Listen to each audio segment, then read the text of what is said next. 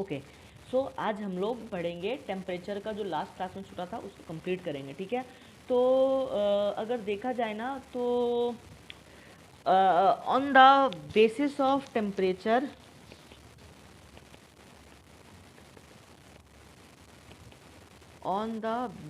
Temperature, तुम्हें दो तरह के ऑर्गेनिज्म मिलेंगे।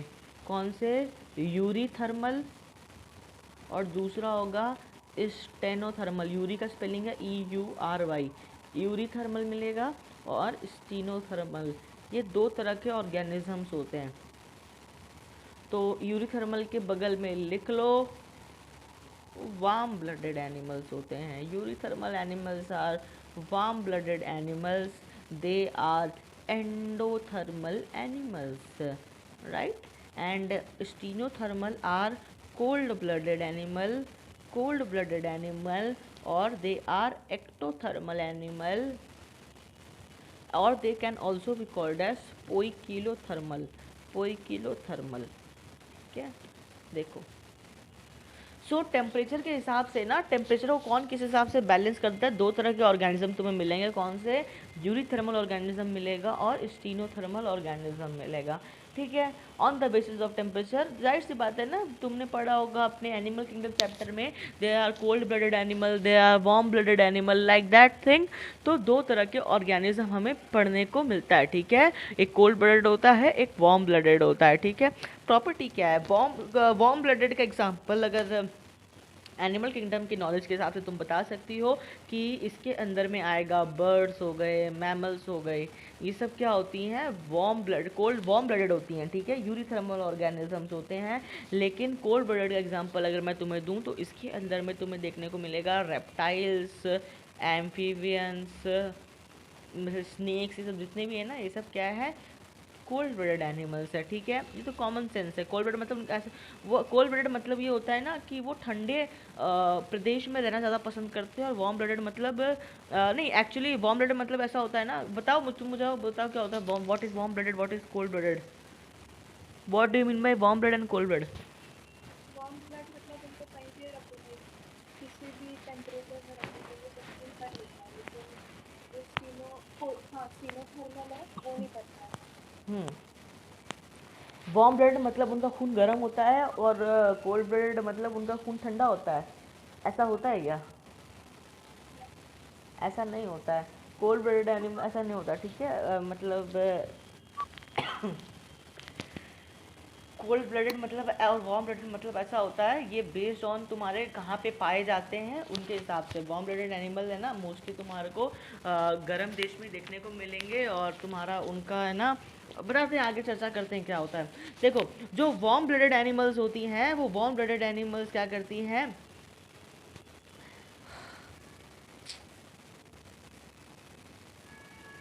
देखो, तुम है ना, मान लो मेरा इकोलॉजी पढ़ाने के बाद तुम एक इकोलॉजिस्ट बन गई इन फ्यूचर, और तुम एक साइंटिस्ट हो, लाइक दैट, ठीक है। और तुम अपने लैब में बहुत सारे ऑर्गेनिज्म को रख के रखी हो, चूहा, बिल्ली, खरगोश, सबको रख के रखे हो। तो अब तुम क्या करोगी? तुम अपने लेबोरेटरी में उनके ऊपर बहुत सारा एक्सपेरिमेंट को कंडक्ट करोगी, और तुम टेम्परेचर को बढ़ाओगी। तुम क्या कर रही हो? बाहर का टेम्परेचर बढ़ा रही हो। बाहर के टेम्परेचर के बढ़ाने से तुम ये देखोगी कि उसके अंदर में कोई चेंज आ रहा है कि नहीं आ रहा है। बाहर का टेम्परेचर बढ़ाने से नॉर्मली क्या होता है? अंदर का टेम्परेचर भी बढ़ता है, ठीक है। बाहर का टेम्परेचर बढ़ाने से अगर अंदर का टेम्परेचर बढ़ने लगे, तब ऑर्गेनिज्म सठिया जाएगा, पगला जाएगा, ठीक है। बाहर का टेम्परेचर बढ़ाने से अगर इंटरनल टेम्परेचर भी बढ़ने लगे, उसका ब्लड का टेम्परेचर बढ़ने लगा, वो इंसान पागल हो जाएगा, क्योंकि वही ब्लड उसके ब्रेन में जाएगा, ब्रेन को जला देगा। तो वो ऑर्गेनिज्म क्या करेगा? मुझे बताओ। ऑर्गेनिज्म के पास दो उपाय है, या वो सस्पेंड हो जाए, या वो क्या हो जाए? माइग्रेट कर जाए। समझ में आ रहा है क्या? ये लास्ट क्लास में डिस्कस किया था बिहेवियरल अडेप्टेशन में हम लोग। तो देखिए ये यूरोथर्मल एनिमल्स क्या करते हैं, ये यूरोथर्मल एनिमल्स जो होती हैं वाया देयर फिजियोलॉजिकल एक्टिविटीज़, जो हमने फिजियोलॉजिकल अडेप्टेशन में पढ़ा था, ये फिजियोलॉजिकल एक्टिविटी करके अपने अंदर का टेम्परेचर, ये अंदर की बात है रूपा थर्मोकॉट, वैसे ही ये अपना अंदर का टेम्परेचर को मेंटेन करती है, मेंटेन करती है, मेंटेन करती है, कांस्टेंट रखती है, कांस्टेंट रखती है। ठीक है, ये चेंज नहीं करती है अपना अंदर का टेम्परेचर को। ठीक है, समझ में आ रहा है? क्यों ये इसने माइग्रेट क्यों किया? टू अवॉइड डेथ, अपने मरने को बचने के लिए, अपने मरने से बचने के लिए इसने ये अडॉप्ट किया। लेकिन इस केस में क्या होता है, जो हमारा यूरीथर्मल है वो फिजियोलॉजिकल एक्टिविटी करके अपने अंदर का टेम्परेचर, जो बॉडी टेम्परेचर है, it remain constant in eurythermal organism. They do by it behavioural adaptation, समझ, they do it by physiological adaptation, not by behavioural adaptation. समझ में आ रहा है? यूरीथर्मल ऑर्गेनिज्म के अंदर में हमें फिजियोलॉजिकल अडेप्टेशन देखने को मिलेगा, जिसकी वजह से वो अपने अंदर का टेम्परेचर को चेंज नहीं करती। कैसे चेंज नहीं करेगी? What are the mechanism? For example अगर तुमको मैं रूम में डाल दूँ, रूम का टेम्परेचर को बढ़ा दूँ, तो तुम क्या करोगी? अपने अंदर के टेम्परेचर को कांस्टेंट रखोगी। कैसे कांस्टेंट रखोगी? तुम पसीना, तुम्हारे बॉडी से पसीना निकलेगा, वही फिजियोलॉजिकल मैकेनिज्म। पसीना निकलने से क्या होता है, तुम्हारे बॉडी का जितना भी टेम्परेचर चेंज हुआ है वापस वो नॉर्मल कंडीशंस में, नॉर्मल रेंज में आ जाता है। तुम जितना भी एक्स्ट्रा गर्मी होता है बॉडी का, उसको रिलीज आउट कर देती हो। समझ में आ गया क्या?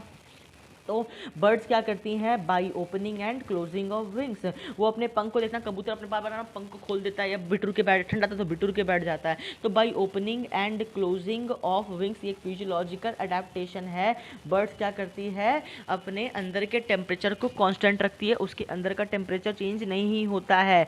समझ में आया? लेकिन जो हमारे स्टीनोथर्मल ऑर्गेनिजम्स होते हैं वो क्या करते हैं? Behavioural adaptation. देखो बिहेवियरल अडेप्टेशन जो होता है ना, वो तो बिहेवियरल चेंज तो कोई भी कर सकता है, ठीक है, लेकिन फिजियोलॉजिकल अडेप्टेशन हर कोई नहीं कर पाता है ना, क्योंकि उसके लिए फिजियोलॉजी चीज़ चाहिए होता है हमें। ठीक है, जैसे अगर मैं तुम्हें और अच्छे से समझा पाऊँ तो देखना मैं क्या कर रहा हूँ। अरे ये क्या हुआ, क्या हुआ ये? मैंने क्या किया, मैं तुम्हारे सामने ना बहुत सारा टेम्परेचर का चार्ट बनाता हूँ यहाँ पे। ठीक है, तो अगर टेम्परेचर का चार्ट बनाऊँ तो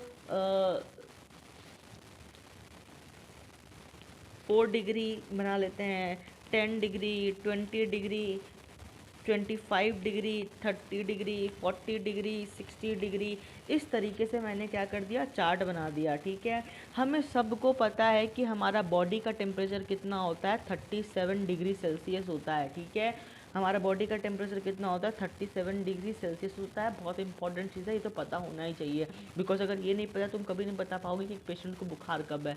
नॉर्मल बॉडी टेम्परेचर 37 डिग्री होता है। ठीक है, तो देखो हम जो है ना ऑर्गेनिज्म, हम इतना टेम्परेचर को सस्टेन कर पाते हैं, मेंटेन कर पाते हैं। इसका मतलब क्या हुआ, अगर तुम बाहर का temperature 10 degree, 20 degree, 25 degree, 30, 40, 50, 60 up to 60 degree तक अगर तुम चेंज कर दोगी ना, तो हमारे बॉडी का इंटरनल टेम्परेचर जो होता है वो चेंज नहीं होता। हमारा बॉडी का अंदरूनी जो टेम्परेचर है वो चेंज नहीं होता, वो क्या होता है, कांस्टेंट होता है। हमारा बॉडी ट्राई करता है उस हीट को, बाहर का जो एक्सटर्नल एनवायरनमेंट में चेंज है उसको टॉलरेट करने का। ठीक है, via maintaining its own internal environment. समझ में आया? It tends to tolerate the external environment by maintaining its internal environment. ठीक है, तो इट क्या, अरे क्या हुआ, तो इधर क्या लिखना है हमें, ये वाइड रेंज ऑफ टेम्परेचर को टॉलरेट करता है, tolerate wide range of temperature. देखो वाइड रेंज मतलब इतना ज़्यादा टेम्परेचर का रेंज को हमारा बॉडी टॉलरेट करता है। ठीक है, वाया फिजियोलॉजिकल अडेप्टेशन। तो ये कौन से ऑर्गेनिज्म हो गए, यूरीथर्मल हो गए।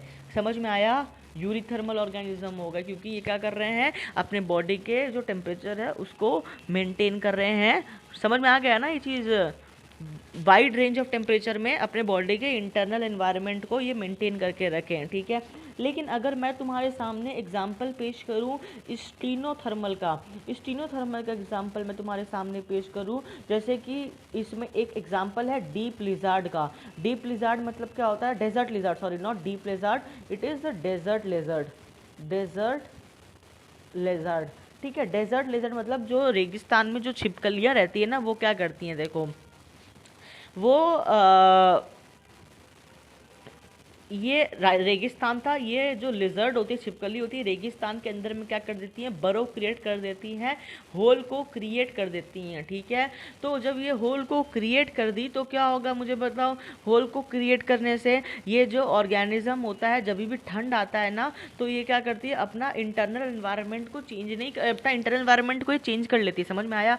यूरीथर्मल तो क्या अपना इंटरनल एनवायरनमेंट को मेंटेन करके रखता है, वो तो फिक्स है। बॉडी का टेम्परेचर 37 डिग्री और 37 डिग्री रहेगा। बाहर का टेम्परेचर तुम कितना भी चेंज कर लो, from 4 degree to 60 degree Celsius. तो हम जो ऑर्गेनिज्म है, जो ह्यूमंस है, we are eurythermals from 4 degree Celsius to 60 degree, up to 60 degree Celsius. ठीक है, हम अपना इंटरनल टेम्परेचर को मेंटेन करके रखते हैं 37 डिग्री सेल्सियस। लेकिन जो डेजर्ट लिजर्ड होती है, जब भी रेगिस्तान में देखना ठंडा जो होता है ना बहुत ज़्यादा पड़ता है, तो क्या करती है ये रेगिस्तान में ना अपना जो बर्फ क्रिएट करती है, उसके अंदर में ये चली जाती हैं ठंड से बचने के लिए। और जैसे ही सूरज निकलता है सुबह के टाइम पे, ये वापस क्या होती है, ऊपर आ जाती है, बाहर आ जाती है बर्फ से। समझ में आ रहा है क्या। जैसे भी सनलाइट आता है तो डेजर्ट लिजर्ड यही काम करती हैं। ठीक है, ये बहुत देर तक अंदर नहीं रहती। ठीक है, जैसे ही सनलाइट आया ये वापस बाहर आ गया। तो ये कौन सा अडेप्टेशन है, ये बिहेवियरल अडेप्टेशन है। तो क्यों करता है ये, क्योंकि जैसे ही बाहर का टेम्परेचर बढ़ा, जैसे ही कोल्ड एनवायरनमेंट हुआ, इस डेजर्ट लिजर्ड का जो टेम्परेचर है वो भी क्या होगा, धीरे धीरे धीरे धीरे बढ़ने लगेगा इसके अंदर का टेम्परेचर।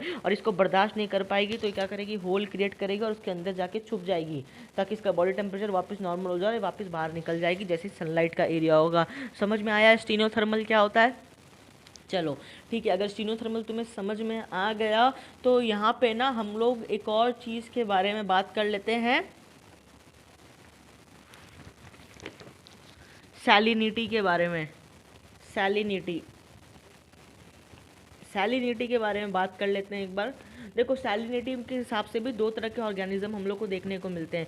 एक होता है यूरी हेलाइन और दूसरा होता है स्टीनो हेलाइन। ठीक है, तो मुझे बताओ यूरी हेलाइन क्या होगा। यूरी हेलाइन वो ऑर्गेनिज्म होगा जो वाइड रेंज ऑफ जो सैलिनिटी होता है सॉइल को, उसको टॉलरेट कर लेता है। और स्टीनो हेलाइन क्या होगा, जो टॉलरेट नहीं कर पाएगा। ठीक है, अगर मैं तुम्हें बताऊं इसका एग्जांपल क्या, यूरी हेलाइन का, तो wide range of salty condition को जो टॉलरेट कर पाए और अपना अंदर का टेम्परेचर को मेंटेन कर पाए। तो ये जो फिशेस होती है ना, ये कहाँ पे मिलती है हमें, फाउंड इन एस्चुरीज। एस्चुरीज जो मैंने दिखाया था याद करो, तो ये जो फिशेस होती हैं वो एस्चुरीज में देखने को मिलते हैं, क्योंकि एस्चुरीज में रिवर और समुद्र मिल रहा होता है। ठीक है, तो वहाँ पे रिवर का टेम्परेचर अलग होता है, वहाँ पे रिवर का सैलिनिटी अलग होता है, ओशन का सैलिनिटी अलग होता है।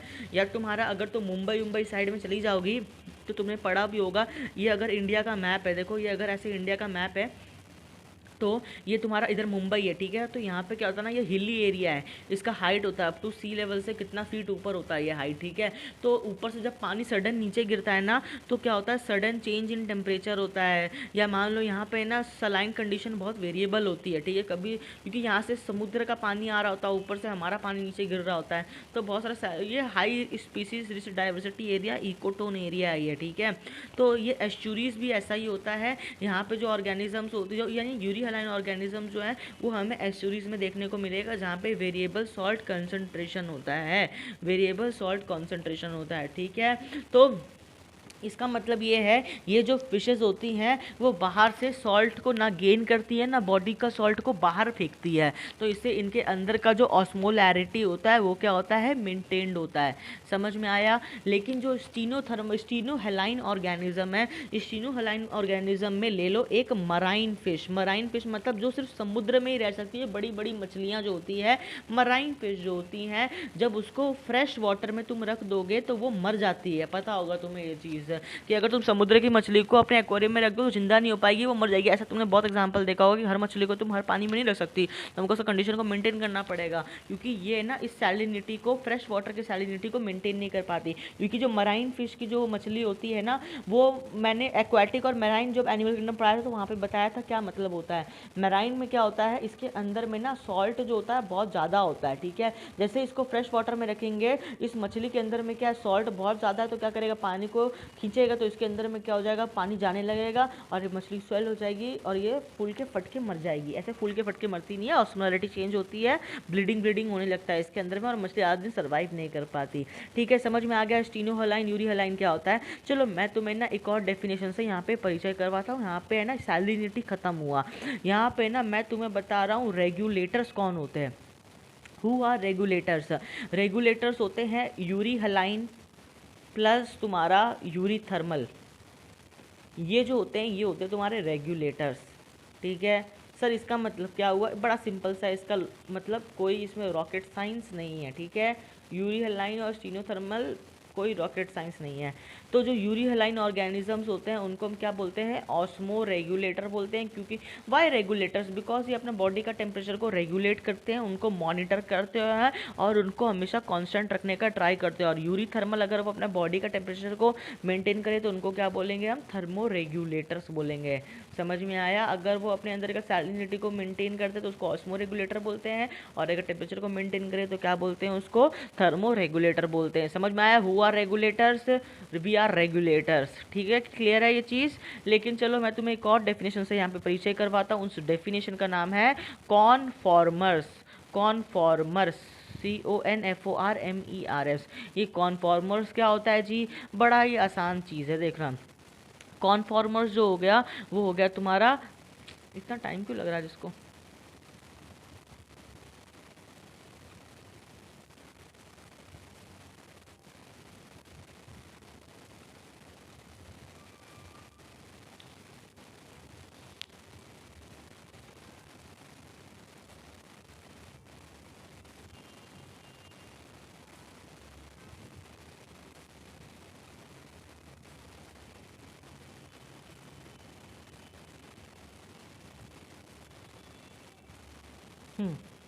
तो जो तुम्हारा कॉनफॉर्मर्स होता है ना, उसका एग्जाम्पल अगर मैं तुम्हें दूं तो कॉनफॉर्मर्स का एग्जाम्पल आ जाएगा तुम्हारा स्टीनो हलाइन प्लस स्टीनोथर्मल।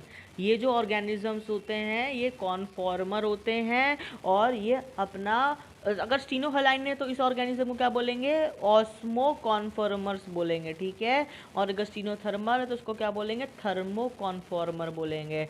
क्या क्लियर है? ये सब चीज़ में तो कोई मतलब शब्दावली है और कुछ क्या ही है? मतलब रेगुलेटर्स वो होते हैं जो अपने बॉडी के इंटरनल टेम्परेचर को मेंटेन करते हैं, भले ही सराउंडिंग टेम्परेचर को तुम बढ़ा चढ़ा दो, कुछ भी कर दो, मतलब नहीं है। कॉनफॉर्मर वो ऑर्गेनिजम्स होते हैं, अगर बाहर का तुम टेम्परेचर को बढ़ा दोगी, कम कर दोगी, तो इनके अंदर का टेम्परेचर का भी बढ़ना या कम होना हो जाएगा। ठीक है, समझ में आया? एक चीज़ बहुत इंपॉर्टेंट है जो मैं चाहता हूँ तुम लिखो इन चीज़ को। ये चीज़ है, अरे मज़े की बात क्या है पता है? ओनली 1% एनिमल्स जो होते हैं हमारे अर्थ पे वो होते हैं रेगुलेटर्स। देखो कितने कम ऑर्गेनिज्म रेगुलेटर्स हैं। अगर सभी रेगुलेटर्स हो जाएंगे तो मरेगा नहीं ना ऑर्गेनिज्म, या भागेगा नहीं तो मरेगा नहीं, क्योंकि सब तो मेंटेन कर लिया बाहर का टेम्परेचर को। मरना भी तो ज़रूरी है। तो बढ़िया बात है, एक तरीके से देखा जाए कि बहुत कम ही ऑर्गेनिज्म जो होते हैं हमारे पृथ्वी पे वो रेगुलेटर्स होते हैं, और 99% एनिमल्स जो होते हैं वो क्या होते हैं? कॉनफॉर्मर्स होते हैं। ठीक है, समझ में आया ये चीज़? अच्छा, प्लांट के लिए मुझे बताओ, प्लांट में क्या होगा? प्लांट आर रेगुलेटर्स और conformers, because we have discussed it about the animals, but what about the plant?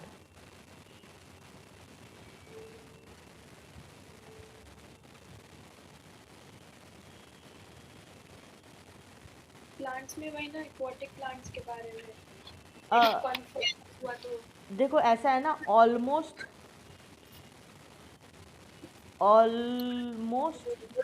Every plant, mute कर देना, ऑलमोस्ट एवरी प्लांट 100% वो क्या होते हैं? कॉनफॉर्मर्स होते हैं।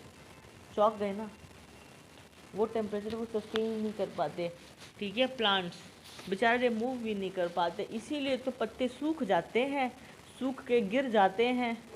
ठीक है, या वो स्पोर्स बना लेते हैं। ठीक है, मतलब क्या है? Almost 100% plant, every plant 100%, almost, मैंने एवरी नहीं बोला है, मैंने एवरी को काट दो, मैंने बोला हूँ ऑलमोस्ट जितने भी प्लांट्स होते हैं वो क्या होते हैं? कॉनफॉर्मर्स होते हैं। इसका मतलब क्या हुआ? ये लोग वाइड रेंज ऑफ टेम्परेचर को टॉलरेट कर पाएगा कि नहीं कर पाएगा? नहीं कर पाएगा। तो मैं इधर काट दे रहा हूँ, वाइड रेंज ऑफ टेम्परेचर को कौन नहीं कर पाएगा। दूसरा पॉइंट क्या है? क्या इनके अंदर में कांस्टेंट टेम्परेचर देखने को मिलेगा? क्या नहीं मिलेगा। इनके बॉडी के अंदर में टेम्परेचर वेरिएबल होगा, भले ही ट्रांसपिरेशन क्यों ना कर दें। ठीक है, तीसरा पॉइंट, क्या इनके अंदर में सॉल्ट कॉन्सेंट्रेशन कांस्टेंट होगा? क्या नहीं होगा। समझ में आया ये चीज़? हमारे नेचर में 100% प्लांट मोटा मोटी देखा जाए तो वो कॉन्फॉर्मर्स ही होते हैं, ठीक है। तो सर इसका मतलब, इसका एप्लीकेशन क्या है, मुझे क्यों पढ़ा रहे हो? मैं तुम्हें इसीलिए पढ़ा रहा हूँ क्योंकि सपोज करो तुम कश्मीर गई घूमने के लिए, ठीक है, माउंटेन वैल्यू पे जा रही हो या मान लो कि पहाड़ों पे जा रही हो, तो अगर तुम वहाँ से प्लांट लेके आ रही हो, देखो प्लांट, तुम घूमने के लिए जा रही हो, वहाँ पे गांजा वांजा खरीदने नहीं जा रही क्योंकि वहाँ पे बहुत बढ़िया माल मिलता है, ठीक है, लेकिन तुम घूमने के पर्सपेक्टिव से जा रही हो। तो अगर तुम मान लो कश्मीर गई और वहाँ से एक प्लांट को उखाड़ के ले आई और तुम उसको वहाँ पे कहाँ पे लगा दी, राजस्थान में ला प्लांट कर दी, तो वो प्लांट मरेगा कि नहीं मरेगा? उसकी मौत निश्चित है, ठीक है। समझ में आया क्यों निश्चित है? बिकॉज वो प्लांट जो था वो अडेप्टेड था किसके? Because the plant is adapted to cold temperature. देखो यही सब क्वेश्चन प्रीवियस ईयर में आया हुआ जो मैं तुम्हारे सामने आज केस डिस्कशन कर रहा हूँ कि कश्मीर से ला के राजस्थान में लगा दिया, ये मैंने अपने मन से नहीं बनाया, ये क्वेश्चन आया हुआ है, ठीक है, प्रीवियस ईयर PYQ है, प्रीवियस ईयर क्वेश्चन है। सिमिलरली हम लोग क्या करते हैं, मार्शी प्लांट को, जो दलदल में प्लांट उगते हैं, अगर हम मार्शी प्लांट को, मुझे बताओ, अगर हम फ्रेश वाटर में ला के लगा दें तो क्योंकि ऑस्मोलैरिटी का फ़र्क हो जाएगा, ये प्लांट भी मर जाएगा बिकॉज ऑफ ऑस्मोलर चेंजेस। समझ में आया क्या ये चीज़? ये प्लांट भी मर जाएगा क्योंकि मोस्टली जितने भी प्लांट होते हैं वो सब कॉन्फॉर्मर्स होते हैं, ठीक है। एक और चीज़ देखो, जैसे मारवाड़ी लोग हो गए ना या ब्राह्मण लोग हो गए, ये हमारे ना दुनिया में हर जगह वाइडली डिस्ट्रीब्यूटेड है। देखो ये थोड़ा ज़्यादा बात हो गया, ऐसे समझ लो इंडियंस लोग होते हैं ना हमारे पूरे इंडिया में, इंडिया में नहीं बोल रहे हैं, पूरे वर्ल्ड में डिस्ट्रीब्यूटेड है हमारे इंडियंस, तुमको हर जगह हर कंट्री में इंडियंस ही ज़्यादा मिलेंगे। तो वैसे ही जो हमारे रेगुलेटर्स होते हैं वो भी वाइडली डिस्ट्रीब्यूटेड होते हैं। इसके पीछे का लॉजिक बता सकती हो क्यों, why they are widely distributed? क्योंकि वो सरवाइव कर लेते हैं। वाइड रेंज ऑफ जो कंडीशंस होती है उनको वो सरवाइव कर लेता है, यानी पूरी दुनिया में फैले होता है, because they can maintain, because they can maintain internal and conditions लिख देना, because they can maintain internal condition, ठीक है। और इसीलिए एग्जाम में क्वेश्चन अगर प्रीवियस ईयर में आ जाता है कि व्हाट अबाउट कॉन्फॉर्मर्स, तो देखो जो कॉन्फॉर्मर्स होते हैं ना, conformers they are distributed, they are distributed over a small area। समझ में आया ये चीज़ क्या बोला? ठीक है, आगे बढ़ते हैं। एक और चीज़, बहुत अच्छा कॉन्सेप्ट हम लोग डिस्कस कर रहे हैं, थर्मो रेगुलेशन। हम लोग रेगुलेशन है, थर्मो कॉन्फॉर्मर नहीं है, थर्मो रेगुलेशन बोल रहे हैं, ठीक है। Thermo regulation and osmo regulation जो होता है वो एक एनर्जी एक्सपेंसिव प्रोसेस है। क्या है? Energy expensive process. सर इसका मतलब क्या हुआ? देखो जितना भी हमारे पूरे ब्रह्मांड में ऑर्गेनिज्म है ना, वो अब तुम मुफ्त में थोड़ी अपना, ऐसा तो बाय डिफॉल्ट थोड़ी है कि तुम अंदर का टेम्परेचर को मेंटेन करके रखे हो, है ना, ऐसा तो है नहीं।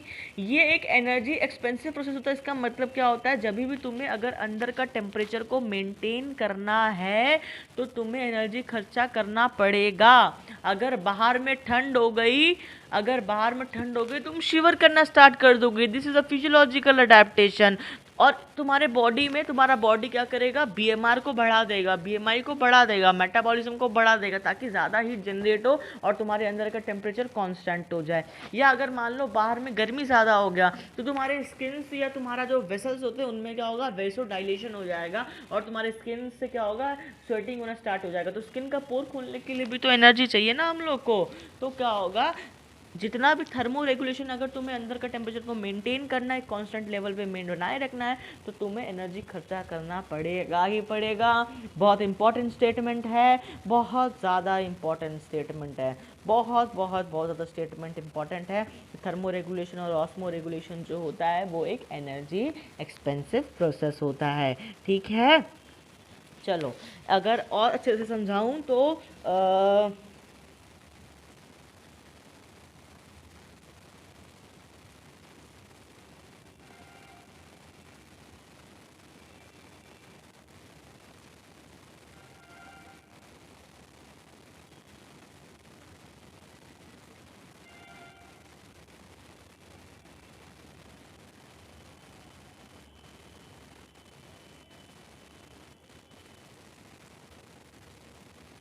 अगर मैं तुम्हें ना इसी कॉन्सेप्ट को बहुत अलग तरीके से समझाऊं तो देखो, मैं तुम्हारे सामने क्या करता हूँ, एक घर को बना देता हूँ, ठीक है। इस घर को मैंने तुम्हारे सामने बना दिया। घर के जो अंदर का टेम्परेचर है मैं तुम्हें बता रहा हूँ 25 डिग्री सेल्सियस है, ठीक है, ये एग्जाम्पल ऐसे ही। अगर मैं बाहर का टेम्परेचर 45 डिग्री सेल्सियस कर दूँ या बाहर का टेम्परेचर 10 डिग्री सेल्सियस कर दूँ, तो क्या होगा, तुम्हारे अंदर का टेम्परेचर कांस्टेंट रहेगा, फिक्स रहेगा 25 डिग्री सेल्सियस। वो कैसे फिक्स रहेगा, तुम्हें क्या करना पड़ेगा, एनर्जी खर्चा करना पड़ेगा in the form of ATP. समझ में आया क्या? तो हर एक ऑर्गेनिज्म अपने अंदर का टेम्परेचर को फिक्स नहीं रख पाते, कांस्टेंट नहीं रख पाते। क्यों नहीं रख पाते? क्योंकि वो एक एनर्जी रिक्वायरमेंट प्रोसेस होता है, वो एक एनर्जी रिक्वायरिंग स्टेट होता है। और हर एक ऑर्गेनिज्म के अंदर में तो एनर्जी नहीं होता है ना इतना कि वो अपने टेम्परेचर को मेंटेन कर पाए। समझ में आ रहा है? That is why they can not maintain their temperature at a constant level. So that is why only 1% are regulator and 99% are conformer. And in case of plant 100% plant से ये भी इंपॉर्टेंट है, 100% डेटा आया हुआ है, ठीक है। 100% plant जो होते हैं वो तुम्हारे कॉन्फॉर्मर्स होते हैं, ठीक है। अच्छा, इसमें ना एक और चीज़ समझना है तुम्हें कि जो रेगुलेटर्स होते हैं ना, वो रेगुलेटर्स जो होते हैं they have a limit, they have a limit to maintain body temperature, to maintain body temperature. हम ऐसा नहीं कि हम -100 डिग्री सेल्सियस से +100 डिग्री सेल्सियस फिजियोलॉजिकली अडेप्ट कर पाएँ। मैं फिजियोलॉजिकल अडेप्टेशन के बारे में बात कर रहा हूँ, बिहेवियर अडेप्टेशन तो कोई भी कर लेगा। तुम्हारा नॉर्मल तुम बिना किसी रजाई वजाई के -1 डिग्री -2 डिग्री में सर्वाइव कर पाओगी? नहीं कर पाओगी ना, नहीं कर पाओगी। कितना ही तुम शिवर कर लो, या तुम अगर मान लो 80 डिग्री सेल्सियस पे चली जाओ, बिना एसी के तुम सर्वाइव नहीं कर पाओगी। पसीना करते करते तुम्हारे बॉडी से इतना पानी निकल जाएगा, डिहाइड्रेशन से ही तुम्हारा डेथ हो जाएगा। तो हमारा ह्यूमन बॉडी का ना एक लिमिट होता है, 60 डिग्री सेल्सियस से 4 डिग्री सेल्सियस तक का टेम्परेचर के, मतलब इसी टेम्परेचर के रेंज में हम लोग क्या होते हैं, यूरीथर्मल होते हैं, अपने बॉडी के टेम्परेचर को क्या करते हैं, मेंटेन करते हैं, ठीक है। लेकिन जैसे जैसे हम क्या कर रहे हैं, टेम्परेचर को बढ़ा रहे हैं, मान लो 60, 61, 62 डिग्री सेल्सियस कर रहे हैं, लेकिन हमारा यानी यूरीथर्मल जो हम अपना बॉडी का टेम्परेचर को मेंटेन नहीं कर पाएंगे, और हमारा बॉडी का टेम्परेचर भी क्या है, बढ़ने लगेगा। और उसी बढ़ने लगेगा तो हम लोग को क्या करना पड़ेगा, फिर बिहेवियर अडेप्टेशन करना ही पड़ेगा। मतलब एक ऐसा टाइम आएगा शेल्फर्ड लॉ के हिसाब से जहाँ पे हमें बिहेवियर अडेप्टेशन करना ही पड़ेगा। समझ में आ रहा है ये चीज़?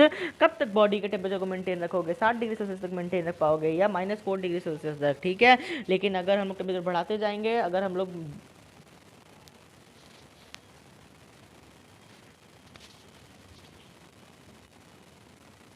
अगर हम लोग बाहर का टेम्परेचर को बढ़ाते जाएंगे तो हमारा भी तो लिमिट क्रॉस होगा ही ना, टॉलरेंस का जोन जो है वो भी क्रॉस होगा ही।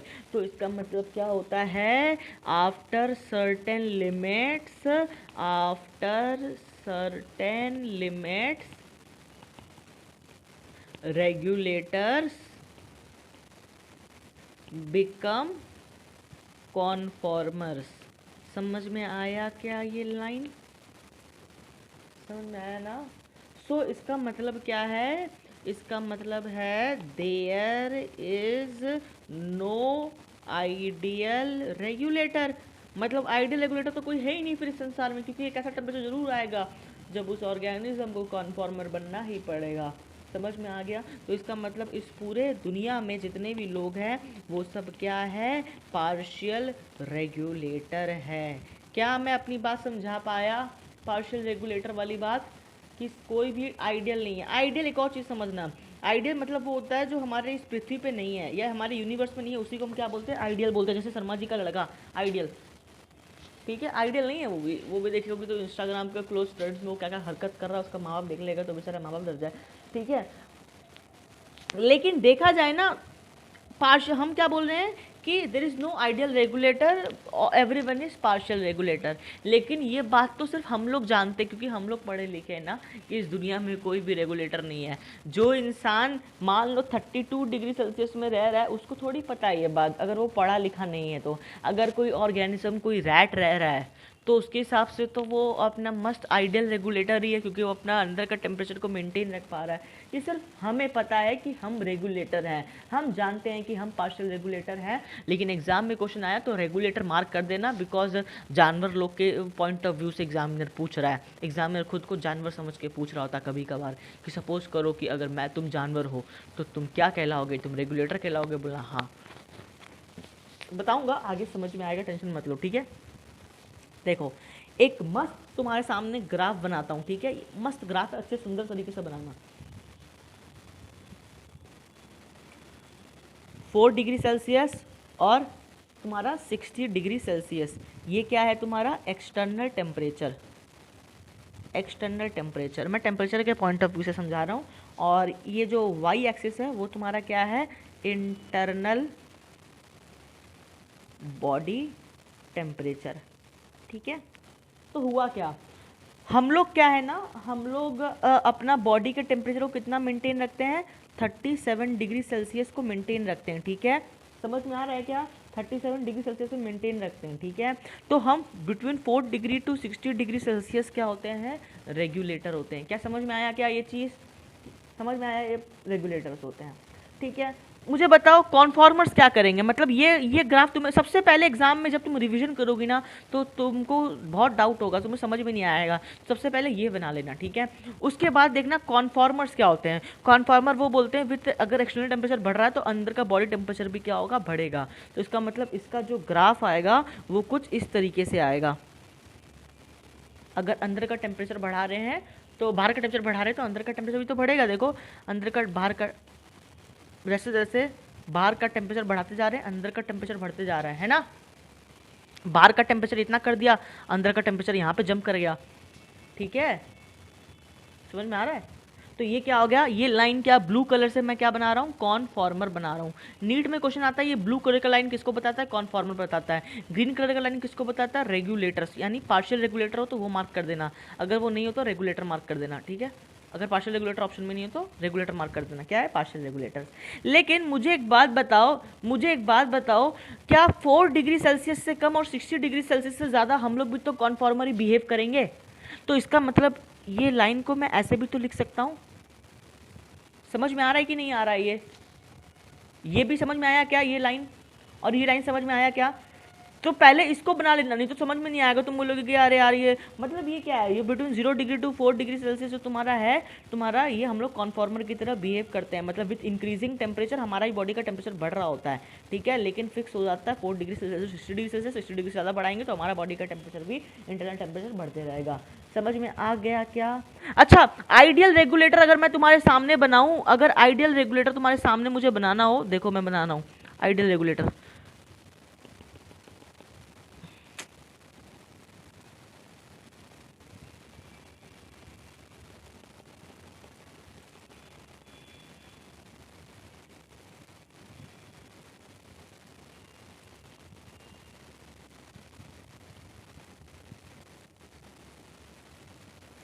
आइडियल रेगुलेटर मैं तुम्हारे सामने बना रहा हूँ। जो आइडियल रेगुलेटर होगा ना वो अपना टेम्परेचर को, भले ही बाहर का टेम्परेचर कुछ भी हो, वो हमेशा क्या रखेगा, ये रखेगा। यानी ये वाला लाइन क्या बनेगा, आइडियल रेगुलेटर का बनेगा। समझ में आ रहा है क्या, internal body temperature always fix, तो ये लाइन किसका बनेगा, आइडियल रेगुलेटर का।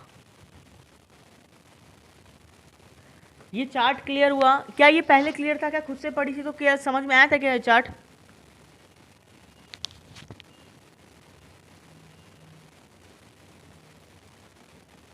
ये चार्ट खुद से पढ़ी थी तो समझ में आया था कि ये क्या चल रहा है इस चार्ट में, अभी समझ में आ गया। चलो ठीक है, एक लाइन लिखता हूं मैं, लाइन ये लिख रहा हूं, बहुत इंपॉर्टेंट लाइन लिख रहा हूं कि माइग्रेशन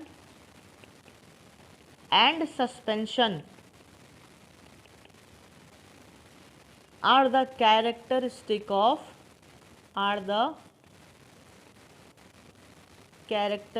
ऑफ कॉन्फॉर्मर्स। और सिर्फ कॉन्फॉर्मर्स ही नहीं, रेगुलेटर्स का भी तो यही कैरेक्टरिस्टिक क्या है, समझ में आ रहा है। क्योंकि रेगुलेटर्स भी एक ऐसा टाइम आने के बाद माइग्रेट या सस्पेंड कर जाते हैं। क्या क्लियर है क्या ये चीज़, ये लाइन क्लियर है। ये लाइन ट्रिपल स्टार लाइन है, प्रीवियस ईयर एमसीक्यू है ये। Very very very important line, very important. Migration और सस्पेंशन जो होता है वो कॉन्फॉर्मर, तुम एग्जाम में मार्क करके आओगे सर ये कॉन्फॉर्मर होगा ना, कि कॉन्फॉर्मर मेंटेन नहीं कर पा रहा, लेकिन रेगुलेटर भी तो मेंटेन नहीं कर पाता, तो रेगुलेटर भी तो माइग्रेशन और सस्पेंशन करता है, तो they are characteristic of conformers and regulators. समझ में आया क्या? लेकिन मुझे बताओ, क्या ये माइग्रेशन एंड सस्पेंशन आर तुम्हारा क्या बोलते हैं कैरेक्टरिस्टिक ऑफ पार्शियल रेगुलेटर? बताओ तो।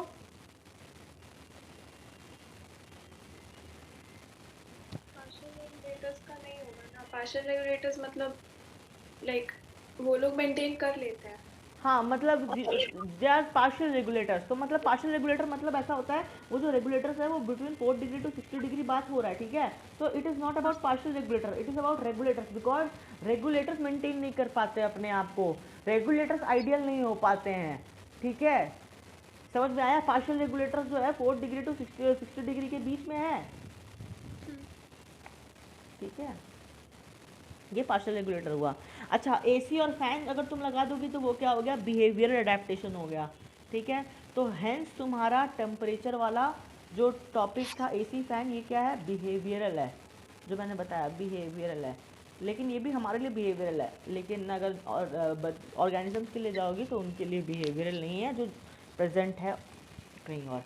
नेक्स्ट आज देखो 36 मिनट ही पढ़ाई हुआ है, कोई बात नहीं, हम लोग नेक्स्ट क्लास में स्टार्ट करेंगे सॉइल, ठीक है?